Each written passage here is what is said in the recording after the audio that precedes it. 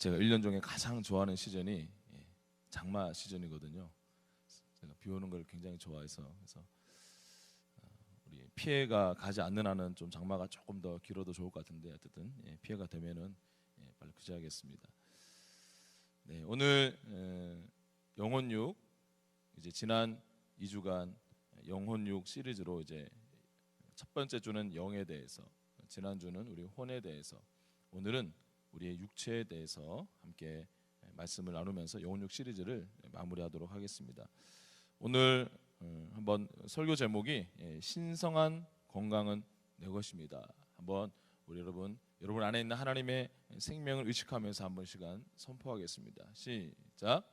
신성한 건강은 내 것입니다. 우리 옆에 있는 분들에게 한번 손을 뻗어서 신성한 건강은 당신 것입니다. 한번 축복하겠습니다. 시작.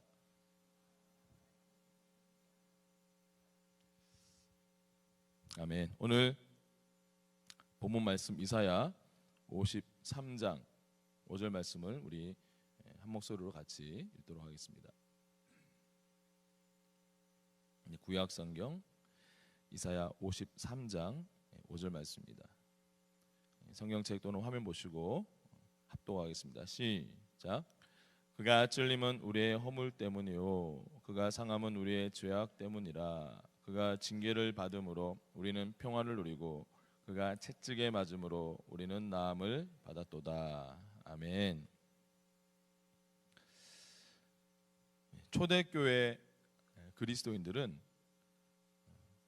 예수님에 대해서 어떤 구세주, 어떤 구원자로 영접했냐면 자신들의 영과 혼과 육을 온전하게 전인격적으로 구원하는 구원자로 그렇게 바라봤고 또 그렇게 영접을 했습니다. 왜냐하면 그 초대교회 성도들이 자신들의 언어인 그리스어로 이 구원이란 단어인 소테리아라는 단어를 들을 때 그들은 당연하게 이 세 영역을 다 포함하는 의미를 동시다발적으로 떠올렸기 때문입니다.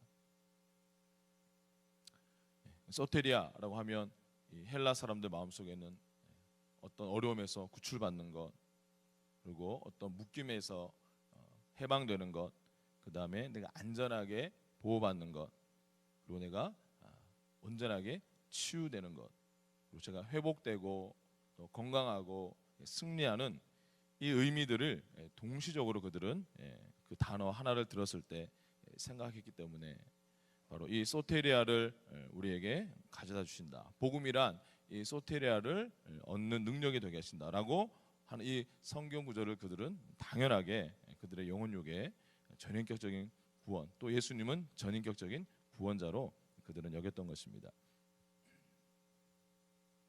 그래서 예수님께서 공생의 기간 동안 하셨던 세 가지 핵심 사역, 가르치고 전도하고 치유하는 이 사역이 바로 인생들의 영혼육을 향한 전인격적인 구원 사역이기도 했습니다. 하나님 말씀을, 하나님의 복음을 전도하면서 영혼을 구원시키고 하나님의 복음의 진리의 말씀을 가르치면서 그 생각과 혼을 변화시키고 그리고 모든 병능자를 치유하면서 그들의 육체까지도 구원하신 예수님의 사역이었던 것입니다.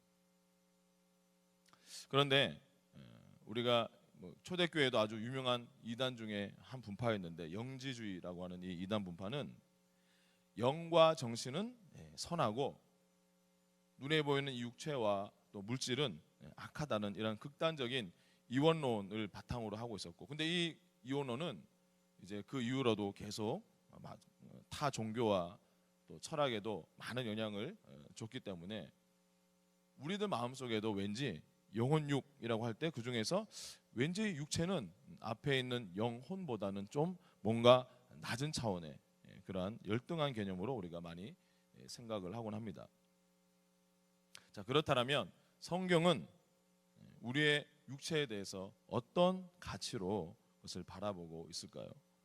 창세기 1장 31절에서 하나님께서는 이제 천지창조의 맨 마지막인 사람이 살 수 있는 최적의 조건을 다 만들고 난 다음에 이제 맨 마지막 주인공인 인간을 창조하시고 난 후에 창세기 1장 31절에서 뭐라고 말씀하셨습니까? 하나님이 지으신 그 모든 것을 보시기에 심히 좋았더라, 이렇게 말씀하셨습니다.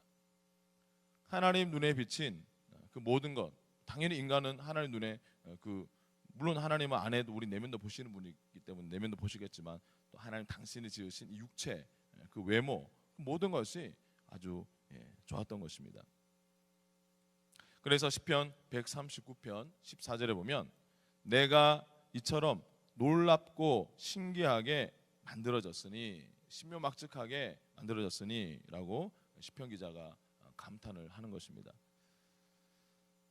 우리의 육체가 너무도 중요했기 때문에 예수님은 우리의 몸을 사셨다 말씀하고 있습니다. 고린도전서 6장 20절에 보니까 값으로 산 것이 되었으니 그런즉 너희 몸으로 하나님께 영광을 돌리라.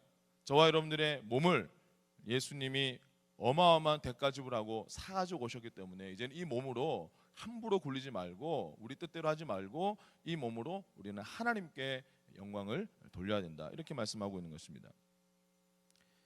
우리의 몸이 너무도 귀한 가치를 가지고 있기 때문에 예수님께서는 우리 몸을 건강하게 유지시키기 위해서 아주 엄청난 그런 가혹한 값을 치르셨습니다.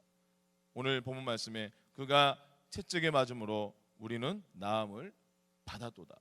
하나님의 공의를 충족하기 위해서 이제는 우리가 지속토록 그런 건강을, 우리 치유를 받게 하기 위해서 당신이 채찍에 맞았고 그 채찍에 저와 여러분들의 모든 질병이 다 들어있었다.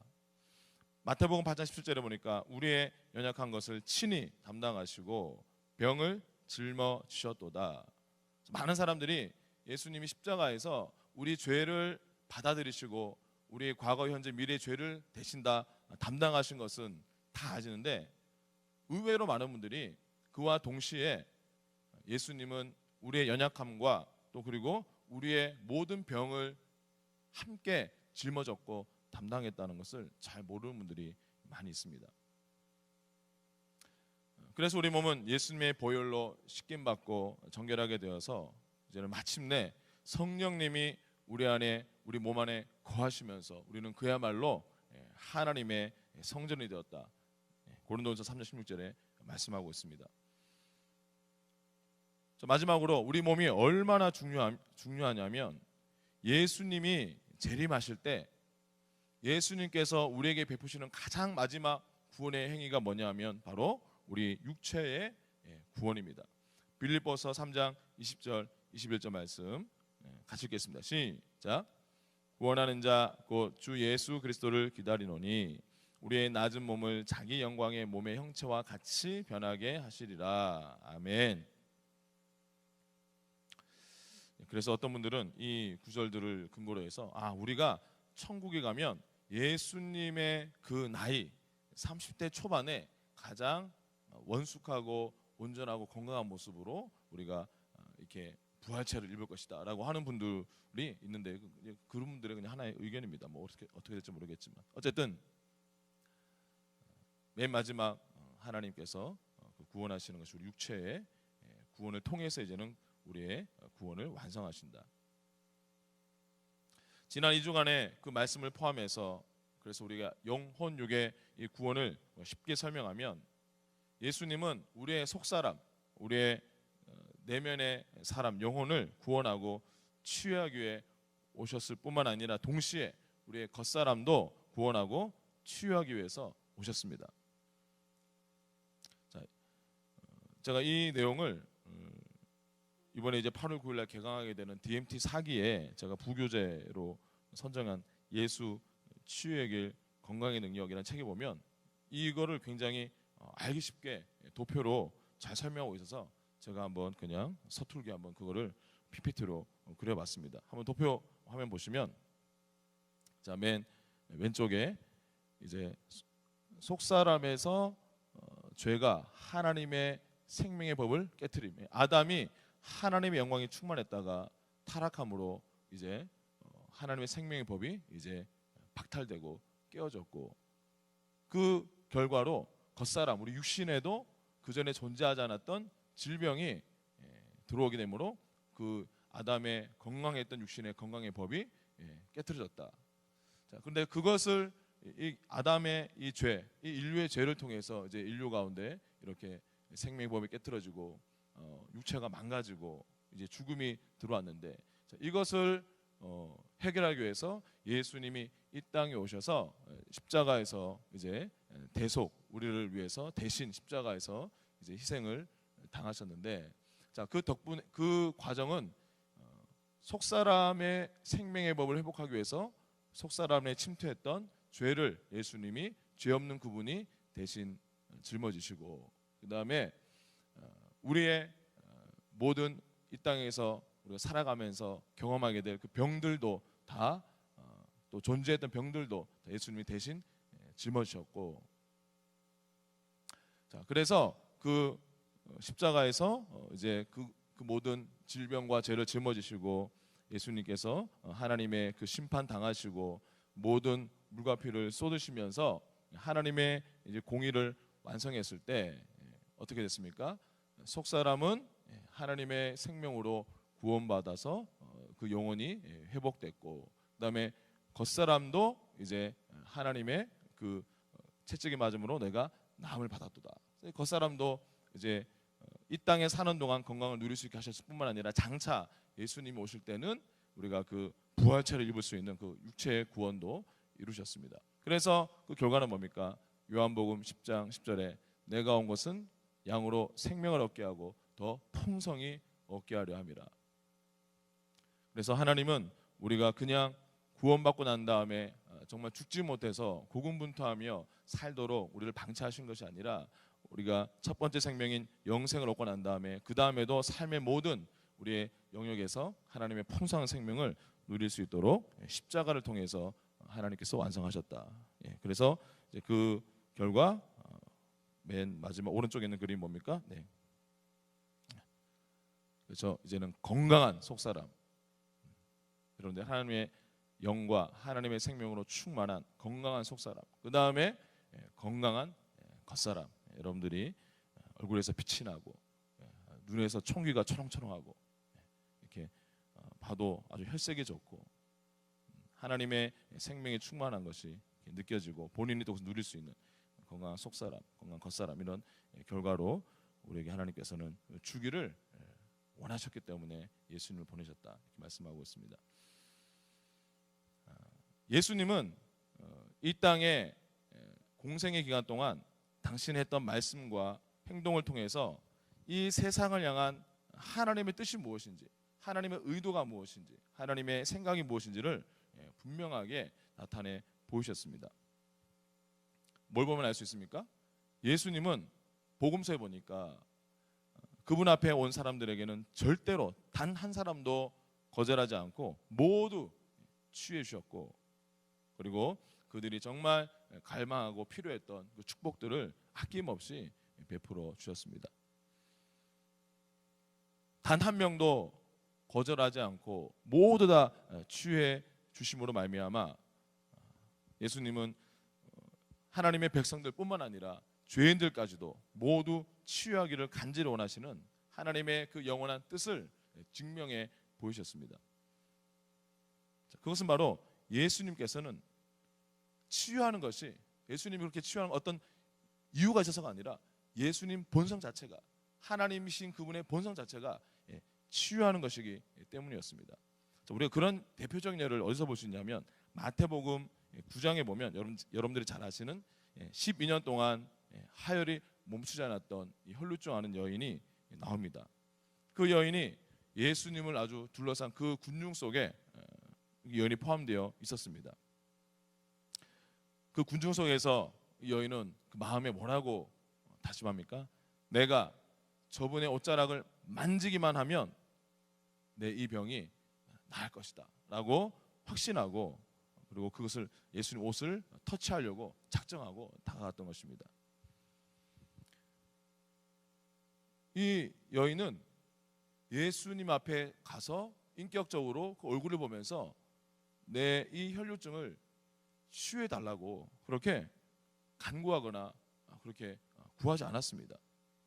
또 예수님도 그녀의 그런 부탁을 듣고 공식적으로 그런 부탁을 듣고, 왜냐하면 그동안 당신에게 다가온 사람들은 다 치유하셨기 때문에 그녀의 부탁을 듣고 내가 너를 치유해 주겠다라고 서로 이렇게 합의해 주신 적이 없습니다.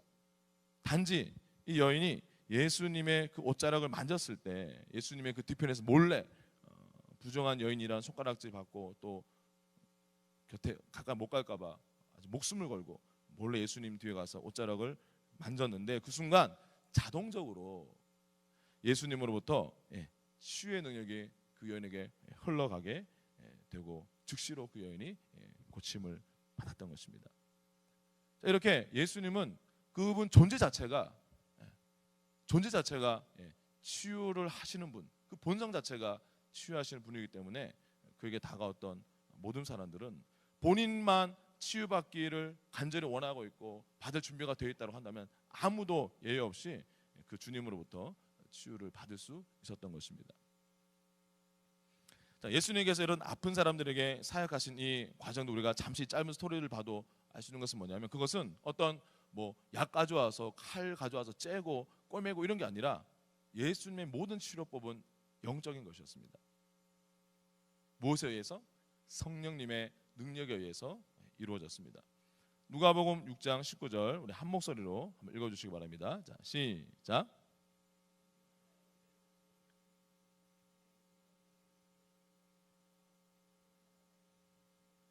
아멘. 온 무리가 예수님을 만지기만 해도 나으니까 이제 막 만지려고 하는데, 그러니까 만지는 사람마다 능력이 흘러나왔다. 헬라어로 보니까 두나미스, 다이너마이트의 어원인 두나미스라는 단어가 쓰여져 있습니다. 자, 이 두나미스라는 단어의 뜻은 어떤 힘, 포스 이런 뜻인데 특별히 기적적인 능력을 가리킬 때 쓰는 단어입니다. 자, 그런데 이 두나미스가 쓰여진 유명한 구절, 우리가 잘 아는 구절 사도행전 1장 8절에 그 단어가 이 두나미스의 원천이 무엇인지를 우리에게 알려주고 있습니다. 사도행전 1장 8절에 오직 성령이 너에게 임하시면 너희가 권능을 받고, 뭡니까? 바로 이 두나미스의 능력은 성령이 임할 때 성령으로부터 주어지는 것이라는 것을 우리는 알 수가 있습니다. 바로 예수님께로부터 흘러나온 이 두나미스의 이 치유의 능력은 바로 이 성령에 의해서 이루어진 것입니다. 그리고 이와 똑같은 두나미스의 능력이 어디에 있습니까? 성령님을 모시고 있는 우리 그리스도인들로부터 흘러나와서 동일한 결과를 우리가 만들 수 있는 것입니다. 여러분들 안에 계신 그 성령님의 실제와 그분의 능력을 여러분들이 생생하게 인식하는 그런 믿음이 반드시 저와 여러분 안에 있어야 되는 이유가 거기에 있습니다. 그런데 그런 어마어마한 놀라운 자격을 가진 많은 성도들이 그들의 믿음과 의식 가운데 이 복음의 진리에 기반하지 않은 굉장히 잘못된 오해를 가지고 있는 성도들이 많이 있습니다. 특별히 이 육신의 질병과 치유에 대해서는 더 좀 심하게 그런 오해가 있는 것 같습니다. 자, 그 중에 대표적인 것이 뭐냐면, 하나님께서 당신의 자녀들을 교훈하고 훈육하기 위해서 질병을 사용하신다라고 많이들 그렇게 생각하고 있습니다. 물론 하나님께서는 당신이 사랑하는 자녀들을 반드시 훈육하시고 교정하신다라고 히브리서 12장 6절에서 말씀하고 있습니다. 주께서 그 사랑하시는 자를 징계하시고 그가 받아들이시는 아들마다 채찍질 하심이라 하였으니,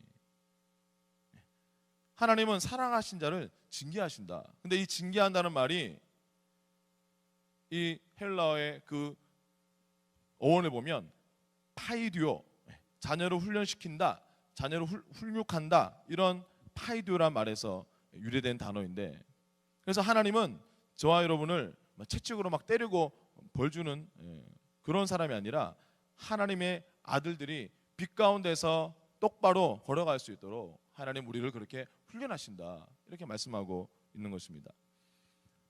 자, 근데 먼저는 예수님이 그 아버지 하나님께 어떻게 훈련 받으시는지 히브리서 5장 8절에 이렇게 말씀합니다. 그가 아들이시면서도 받으신 고난으로 순종함을 배워서. 여러분, 예수님은 한 번도 불순종한 적이 없음에도 불구하고 하나님께서 허락하신 유혹과 시련과 그런 압박 가운데서 계속적으로 순종하는 법을 배우셨다, 이렇게 말씀하고 있습니다. 그러나 그러한 배움과 훈련의 과정 속에 하나님께서 질병을 사용하셨다는 기록은 성경 어디에도 찾아볼 수가 없습니다. 예수님도 마찬가지입니다. 예수님께서 3년 반 동안 제자들을 훈련하시고 또 제자들을 훈육할 때 그 제자 중에 야, 너 아무래도 안 되겠다, 다리 하나 내가 살짝 부러뜨려 줄 테니까 정신 좀 차려라 라고 다리를 부러뜨린 적이 없습니다. 절대로 제자들을 나중에 이제 그 11명을 남겨놓고 승천할 때 그 어마어마한 제자들, 정말 그 생명이 살아 숨쉬는 제자들로 만들기까지도 예수님은 단 한 번도 질병을 사용하신 적이 없습니다. 그 예수님께 치유받으려고 나온 모든 사람들을, 모든 인생들을 다 고쳐주셨는데 그러한 예수님과 함께 있는 제자들이 어떻게 단 한 명이라도 아플 수 있었겠습니까? 당연히 예수님께서 고쳐주셨겠죠. 사도들도 마찬가지입니다. 사도들에게 나온 사람들은 모두가 다 치유를 받았습니다. 그 많은 사도 중에 단 한 명이라도 지금 당신이 당하고 있는 그 질병은 하나님의 징계고 하나님의 교훈을 위한 것이니까 좀 더 고통을 당하다가 일주 뒤에, 한 주 뒤에 오시오, 이렇게 치유를 거절한 적이 단 한 번도 없었던 것입니다. 당연히 만약에 정말로 하나님 우리를 위해서 징계를 우리 목적으로 우리에게 질병을 주시고 사용하신다면, 그러면 그 징계가 끝나기까지는 결코 그 질병이 고쳐지지 않겠죠. 요한복음 15장에 보면 하나님은 우리의 농부시고 예수님은 포도나무시고 우리는 가지라고 말씀하고 있습니다. 여러분, 세상에 어떤 농부가 그 가지에게 질병을 주면서 잘라내는 농부가 어디 있습니까? 어떤 사람들은 거기서 한 단계 더 나아가서 하나님께서 우리를 교훈하시기 위해서 마귀를 사용한다라고 생각하는 사람들도 있습니다. 여러분, 정말 그 좋은 정직하고 선한 아버지, 그 사랑의 아버지가 자기 아이를 징계하기 위해서 자신의 원수를 부르는 사람이 세상에 어디 있습니까? 어떤 사람들은 내게 온 이 질병이 이거는 감추어진 축복이다, 우리가 언뜻 들으면 너무너무 감동되는 그런 간증을 하는 분들이 간혹 있습니다. 정말로 그 질병이 감춰진 축복이라면 그 축복을 제거하려고 우리가 왜 병원에 갑니까? 축복인데.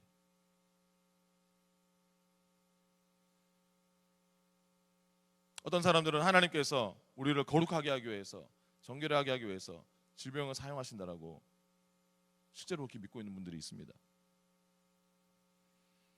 하나님께서 당신의 성전된 우리의 어떤 마음이나 생각이나 어떤 한 부분을 정결하게 하기 위해서 그 성전의 다른 한 부분을 질병으로 오염시킨다?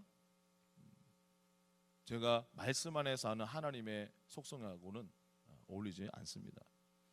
자, 결론적으로 하나님께서 결코 질병을 가지고 우리를 징계하기 위한 채찍으로 사용하시지 않는다는 것입니다. 좀 더 정확히 말하면, 적극적으로 말하면 그렇게 하실 수 없다는 것입니다. 당신의 속성 때문에. 이 복음의 일꾼들, 그리스도의 군사들은 그래서 말씀을 우리가 제대로 알아야지 불필요한 애매한 고난을 우리가 당하지 않을 수가 있는 것입니다. 2주 전에 우리 사기 DMT 준비하고 있는 우리 입금이들하고 이제 부교재 한번 쭉 우리가 공부하면서 그날 마침 우리가 치유에 대해서 우리가 나누는 주였습니다. 그때 몇 가지 질문들이 나왔습니다. 한 분이 하나님께서 결코 질병을 통해서 우리를 훈련하지 않는다고 했는데, 그러면 구약 성경에 욥의 경우는 어디에 해당되는 겁니까? 여러분, 욥의 고난의 시작의 출발점이 누굽니까? 사탄이 2번이나 도발하고 도전해서 준 것입니다. 첫 번째는 뭡니까? 제 재산 한번 건드려 보십시오. 그래도 하나님 섬기나. 두 번째는 뭡니까? 제 한번 정말 어마어마한 한번 질병을 한번 줘 보십시오. 그래도 제가 하나님 편에 서나. 하나님이 시작하신 것이 아닙니다. 그리고 우리가 이 시대적인 배경을 잘 알아야 될 것이, 이 구약의 율법이 아직도 주어지기 한참 전에 욥이 살았었는데, 그때는 율법도 없었고 오히려 그때는 이제 은혜의 시대였죠. 자, 그때 살았던 이 욥의 경험을 예수 그리스도로 말미암아 새 언약 아래 살고 있는 우리 성도들에게 그것을 적용할 수 있는 경험은 결코 될 수가 없는 것입니다. 여러분, 새 언약의 약속인 누가복음 10장 19절 뭐라고 말씀하고 있습니까? 내가 너희에게 뱀과 정갈을 밟으며 원수의 모든 능력을 제어할 권능을 주었으니 너희를 해할 자가 결코 없으리라. 새 언약의 약속인 요한일서 5장 18절은 뭐라고 말씀하고 있습니까? 하나님께로부터 나신 자가 그를 지키심에 악한 자가 그를 만지지도 못하느니라. 여러분, 만약에 이 욥의 케이스를 그리스도 안에 우리에게 만약에 적용한다고 가정해 본다면, 우리가 하나님의 은밀한 곳에 거하고 그 품에 있는 우리 성도들에게 마귀가 질병을 보내는 것을 하나님께서 욥과 같이 허락하신다. 그게 가능할 조건은 단 한 가지 조건입니다. 뭡니까? 새 언약의 약속들이 다 파기돼야 됩니다. 그 약속이 그대로 있으면서 그 약속을 어겨서 그렇게 할 수는 없는 것이죠. 욥의 시대는 하나님의 어떤 치유의 약속 뭐 그런 거를 기록된 성경도 없었고 의지할 말씀 자체가 없었습니다. 그러나 하나님은 이 욥의 시대 이래로 그 이후에 계속적으로 시편 91편 말씀이나 여러 이제 하나님 말씀들을 주시기 시작하면서 그 말씀 가운데 얼마나 당신의 백성들을 보호하시겠다, 치유하시겠다 약속하셨는지, 그 약속들을 우리가 간과해서는 안 될 것입니다. 바로 그 약속들과 하나님 스스로가 큰 소리로 공약한 그것을 통해서, 말씀을, 약속을 통해서 바로 우리의 대장 되신 예수 그리스도 안에서는 결코 욥과 같은 일이 우리에게 일어날 수 없도록 하나님이 스스로 당신을 그렇게 그 언약에 묶이셨고 당신을 묶으셨던 것입니다. 항상 치유 얘기에 대해서, 건강에 대해서 하면 항상 빠지지 않는 이 세트가 욥하고 그 다음에 두 번째가 뭘까요? 바울의 육체의 가시. 항상 이 세트가 나와요. 입금이들하고 대화할 때 나왔고, 우리 아내하고 그 이틀의 대화인데 우리 아내도 똑같이 이 두 개를 똑같이 얘기하더라고요. 참고로 이 바울이 말하는 육체의 가시에 대해서 성경은 정확하게 그것이 무엇인지 알려주고 있지 않기 때문에 굉장히 많은 학설들이 있습니다. 그런데 희한하게 그 바울의 육체 가시에 대한 다양한 학설들 가운데 유독 한국의 이 교회와 강대상에서는 거의 압도적으로 그것이 어떤 심각한 육체 질병이라고 그렇게 그냥 믿고 그렇게 설교하고 또 그렇게 우리가 알고 있습니다. 그러나 여러분, 바울 서신서를 읽어보시면 이 바울이 이 복음에 대해서 어떤 계시를 가지고 있었는지, 그 계시가 얼마나 어마어마했으면 독사에 물려도 그냥 툴툴 털어버리고 돌에 맞아가서 완전히 그냥 완전 죽은 거였는데 다시 돌을 털고 일어나고, 이게 어떻게 가능합니까?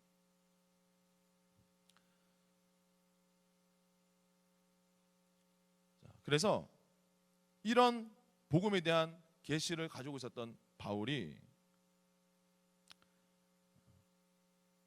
그 사람의 어떤 가시가 하나님께서 고쳐주시지 않는 질병이라고 믿는 것은 믿음으로 병을 고치는 것에 대한 믿음의 기초를 완전히 허물어 버립니다. 여러분, 믿음은 어디서 납니까? 들음에서 나는데 바울의 이 육체적인 가시가 육체적인 질병이었다라고 우리가 설교하고 또 그것을 기정사실화한 것을 계속 들으면 어떤 일이 벌어집니까? 당연히 우리 마음속에 야, 저 위대한 사도 바울도 치유받지 못한 병이 있는데 나까지 나 같은 이런 맨날 죄를 먹고 마시는 나는 그냥 죽어도 싸. 나는 평생 병원 입원해도 나는 그건 난 당연한 거야 라는 그런 잘못된 믿음이 생기게 되는 것입니다. 자, 그렇다면 하나님의 생명으로 새로운 피조물이 된 이 그리스도인들에게 왜 하나님 우리가 주변에서 우리 교회 안에도 얼마나 중환자들이 많이 있는지 모릅니다. 왜 그럴까요? 거기에는 뭐 어떤 하나 이유가 있다고 말하기 어렵겠죠. 여러 가지 이유가 있겠죠. 야고보서에 보니까 어떤 성도의 회개하지 않은 죄가 육시의 질병이 원인 될 수 있다라고 분명히 말씀하고 있습니다. 우리가 뭐 그런 죄의 관점에서 더 넓은 의미로 본다면 인간의 타락의 결과죠. 죄는 타락하기 전에는 질병이 없었기 때문에. 어떤 사람들은 자기의 뜻과는 상관없이 유전적으로 잠복되어 있다가 어른 돼서 나타나든지 그런 경우도 있을 수 있습니다. 그리고 늘 이렇게 먹는 거 너무 함부로 먹고 너무 부실하고 불균형하게 계속 그렇게 뭐 1, 2년 먹으면 당연히 병나죠. 이제 현대에 와서는 이제 많은 이유가 뭡니까? 사람들이 잘 쉬지 못하고 진정으로 이렇게 안식하지 못해가지고 건강을 해치는 경우가 많이 있습니다.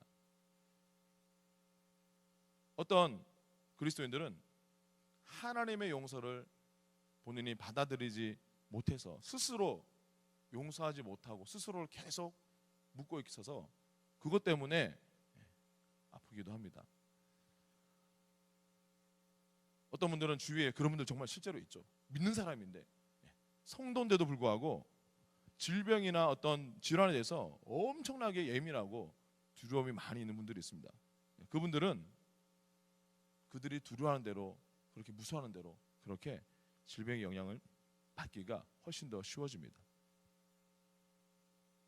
그러나 그리스도인이 계속적으로 병을 달고 사는 거에는 가장 큰 이유는 말씀에 대한 무지입니다.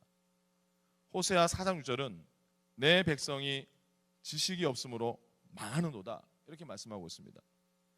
사람들은 하나님께서 치유하시는 분이시라는 것과 그리고 그분은 언제든지 그분께 나아가기만 하면 하나님이 치유해 주신다. 그리고 그 치유가 하나님은 나를 치유하신 분이다 라는 것에 대한 확신을 온전하게 명확하게 가지고 있지 않습니다.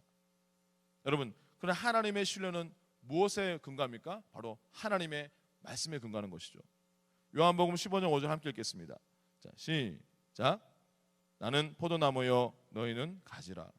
여러분, 예수님은 하나님의 진액과 생명이 충만한 건강한 포도나무라고 말씀하고 있습니다.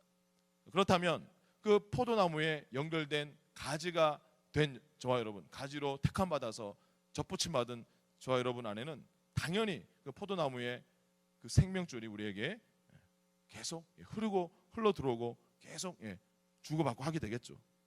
그래서 그 가지들은 그 포도나무의 건강에 당연하게 참여하게 되는 것입니다. 그래서 여러분들이 이 말씀을 가지고 이 믿음을 가지고 있을 때 내 안에 예수님의 그 생명, 포도나무신 예수님의 그 진액이 내 안에 흐르고 있다. 이 믿음을 있는가 없는가는 하늘과 땅 차이죠. 고린도전서 12장 27절은 이렇게 말씀합니다. 너희는 그리스도의 몸이요 지체의 각 부분이라. 에베소서 5장 3절은 그 말씀을 좀 더 구체적으로 한글 킹제임스 버전에서 이렇게 기록하고 있습니다. 이는 우리가 그의 몸과 그의 살과 그의 뼈의 지체임이라. 이 세상에서 지금 예수 그리스도의 몸된 교회로 서 있는 저와 여러분은 예수님의 생명이 충만한 살이고 그 몸이고 그 뼈의 한 부분이기 때문에 예수님 이 땅 가운데 갈릴리 호숫가를 다니시면서 그 왕성한 능력과 체력으로 사역했던 그분처럼 우리는 건강할 수 있고 그것이 당연하다고 성경은 말씀하고 있는 것입니다. 우리 고린도후서 6장 16절 함께 읽겠습니다. 시작. 우리는 살아계신 하나님의 성전이라 이와 같이 하나님께서 이르시되 내가 그들 가운데 거하며 두루 행하여. 우리가 하나님의 성령이 거하시는 살아계신 하나님의 성전이 되었다. 다른 말로 우리의 영과 우리의 육체의 모든 조직, 우리의 신장과 우리의 폐와 우리의 신체의 모든 기관, 모든 시스템에 하나님의 영으로 우리가 충만해져 있다 말씀하고 있습니다. 더군다나 그런 우리 안에 하나님께서 거하시고 지금도 두루 행하고 계신다는데, 그런 하나님의 성령님의 전이 된 저 여러분이 죄와 질병이 들끓는 곳이 될 수가 있겠습니까? 성령님께서 누군가의 삶 속에 들어오실 때는 그 사람을 정화시키고 하나님께서 거기에 거하시기에 적절한 처소로 만들어 주십니다.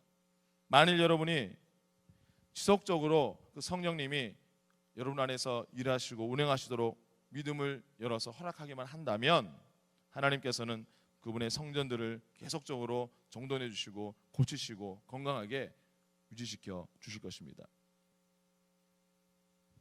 그리스도 예수 안에 있는 여러분 안에는 오직 생명의 성령의 법만이 작동하고 있다는 것을 깨닫고 그것을 붙들고 매 순간 자각하시기 바랍니다. 요한복음 7장 38절 이렇게 말씀하고 있습니다. 나를 믿는 자는 성경 이름과 같이 그 배에서 생수의 강이 흘러나리라 하시니, 영어 성경에 보니까 이 생수의 강이 Rivers of Living Water, 생수의 강들, 여러 개의 강들, 강줄기 하나가 아니라 수많은 강줄기가 내 배에서 터져 흘러넘친다 이렇게 말씀하고 있습니다. 그 강들 중에는 하나님의 샬롬의 강도 있고 하나님의 어떤 사랑의 강, 은혜의 강, 위로의 강도 있고 당연히 하나님의 치유의 강도 거기에 포함되어 있는 것입니다. 누가복음 6장 19절에 이는 능력이 예수께로부터 나와서 모든 사람을 낫게 함이로라. 여러분 안에 계신 그 예수님으로부터 지금도 치유의 강이 흘러나오고 있는 것입니다. 오늘까지 우리가 영혼육 시리즈를 통해서 우리의 겉사람의 건강은 결국 우리 속사람의 잘됨, 형통과 연결되었다는 것을 우리는 분명히 아셨을 것입니다. 요한 3서 1장 2절 말씀, 사랑하는 자여 그대의 영혼이 건강한 것처럼 그대의 모든 일이 잘되고 몸도 건강하기를 기도합니다. 현대인의 성경이 이렇게 번역하고 있습니다. 내 안에 속사람이 형통하면 어떻게 됩니까? 우리의 신성한 건강과 치유에 대한 하나님의 약속들을 우리는 믿음이 활성화되어 있기 때문에 그것을 마음껏 사용할 수 있게 되고, 그로 인해서 우리는 건강한 겉사람, 건강한 육체 가운데서 우리가 살 수 있는 것입니다. 여러분들이 좋은 물을 많이 마시고 알맞은 운동을 한다 하더라도 그 영적인 원리를 내 마음속에 염두에 두고 하면 그러면 그 믿음의 역사가 나타나는 것입니다. 당연히 여러분들이 숙면하고 균형 있는 식단 같은 것들도 굉장히 중요하죠. 그러나 건강한 그리스도인의 삶의 가장 중요한 근거는 세 가지입니다.